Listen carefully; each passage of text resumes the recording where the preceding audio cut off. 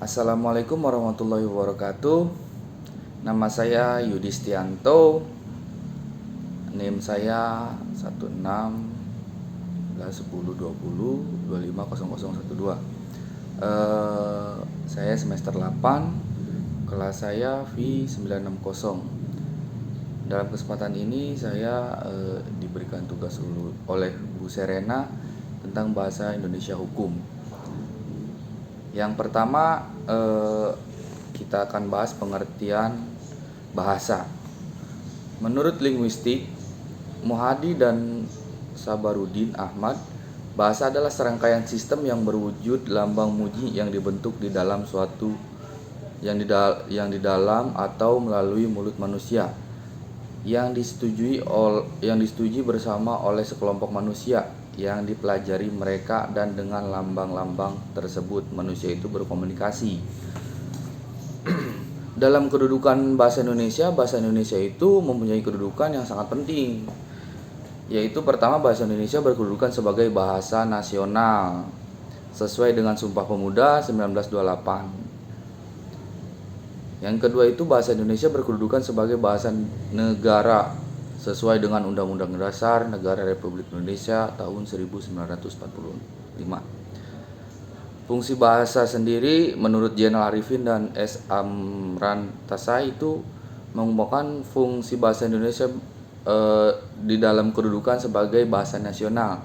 Bahasa Indonesia berfungsi sebagai lembaga bahasa kebangsaan, lambang identitas nasional, atau perhubungan antar warga, antar daerah, antar budaya, dan alat yang memungkinkan penyatuan berbagai-bagai suku bangsa dengan latar belakang sosial budaya dan bahasa masing-masing ke dalam kesatuan bangsa Indonesia.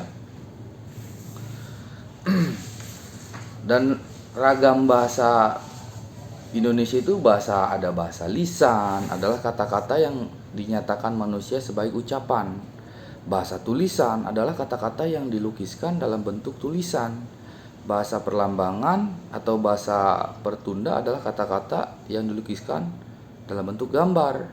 Bahasa keluarga atau bahasa ibu adalah bahasa yang dipakai di rumah tangga dengan keluarga. Bahasa sehari-hari adalah bahasa yang dipakai dalam pergaulan sehari-hari. Bahasa pengantar adalah bahasa yang dipakai untuk berkomunikasi dalam perundingan, pemberian pelajaran di sekolah, dan sebagainya. Bahasa ilmiah atau bahasa keilmuan adalah bahasa yang dipelajari dan dipakai dalam dunia ilmu pengetahuan. Dalam ragam bahasa itu, menurut Junaiyah Matanggui mengungkapkan bahwa dalam berbagai perbincangan mengenai bahasa yang digunakan dalam bidang hukum dan perundang-undangan, sering terdengar ucapan ini bahasa hukum, bahasa undang-undang. Dari ucapan itu terkesan seakan-akan ada suatu bahasa baru yang bernama bahasa hukum. Padahal yang disebut dengan bahasa hukum itu ternyata adalah bahasa Indonesia yang kaidah kalimat, bentuk kata, kosakata, dan tata tulisan tidak berbeda sama sekali dengan kaidah yang berlaku bahasa Indonesia umumnya.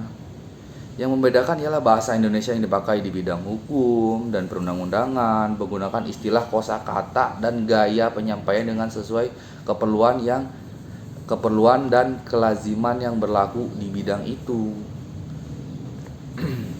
Mengatakan bahwa model bahasa yang digunakan di bidang tertentu disebut laras. Misalnya, istilah gaya penyampaian di bidang hukum dan peraturan perundang-undangan berbeda, dan istilah dan gaya penyampaian bidang sastra atau biologi, penyesuaian pemakaian bahasa menurut larasnya tidak hanya terjadi di bidang hukum dan peraturan perundang-undangan, tetapi juga di bidang lain seperti bidang kedokteran, pendidikan, pertanian, teknik, penerbangan, serta bidang bahasa dan sastra. Nah, tujuan mempelajari bahasa hukum pertama, memahami apa yang dikatakan atau dituliskan orang lain di dalam bahasa hukum.